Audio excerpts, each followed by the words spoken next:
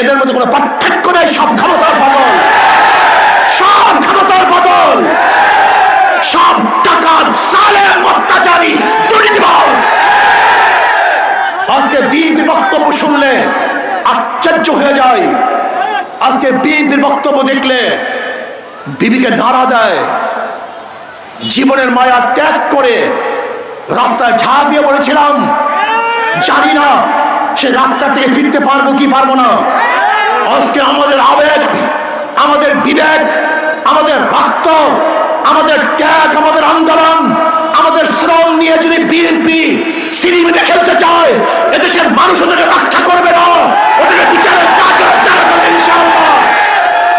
আজকে আমরা কি দেখেছি, যে ফ্যাসিস্টদের বিরুদ্ধে এদেশের মানুষ আন্দোলন করেছে, সংগ্রাম করেছে, সেই চোর এবং ডাকাত খুনিদের সাথে চিহ্নিত একটা রাজনৈতিক দল হাত মিলিয়ে এদেশের শহীদদের সাথে গাদ্দারি করতেছে, এদেশের রাষ্ট্রের সাথে গাদ্দারি করতেছে।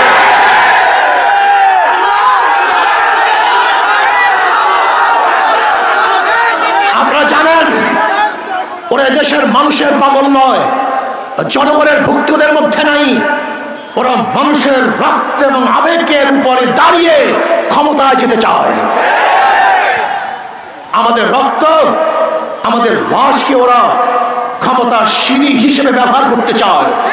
মনে রাখতে হবে, আওয়ামী লীগ, বিএনপি, এদের মধ্যে কোনো পার্থক্য নেই। সব ক্ষমতার বদল, সব ক্ষমতার বদল, সব টাকা জালেম, অত্যাচারী, দুর্নীতিবাজ। আজকে বিএনপির বক্তব্য শুনলে আশ্চর্য হয়ে যায়। আজকে বিএনপির বক্তব্য দেখলে বিবিকে নাড়া দেয়। জীবনের মায়া ত্যাগ করে রাস্তায় ঝাঁপ দিয়ে বলেছিলাম, জানি না সে রাস্তা থেকে ফিরতে পারবো কি পারবো না। আজকে আমাদের আবেগ, আমাদের বিবেক, আমাদের রক্ত, আমাদের ত্যাগ, আমাদের আন্দোলন, আমাদের শ্রম নিয়ে যদি বিএনপি সিনেমিতে খেলতে চায়, এদেশের মানুষ ওদেরকে রক্ষা করবে না, ওদেরকে বিচারের কাজ করবে ইনশাআল্লাহ। এত ক্ষমতার পাগল হয়ে গেছো, ক্ষমতার পাগল হয়ে গেছো, তবে ক্ষমতায় যেতেই হবে। মনে রাখবো, এদেশের পাবলিক, এদেশের জনগণ, তারা ক্ষমতায় যেতে চায় না, তারা স্বাধীনভাবে বাঁচতে চায়। তারা ক্ষুধার্ত চায় না, মোটা খেতে চায়। তোমাদের মতো রক্তের উপর দাঁড়িয়ে মার্সিডিজ গাড়িতে চলতে চায় না।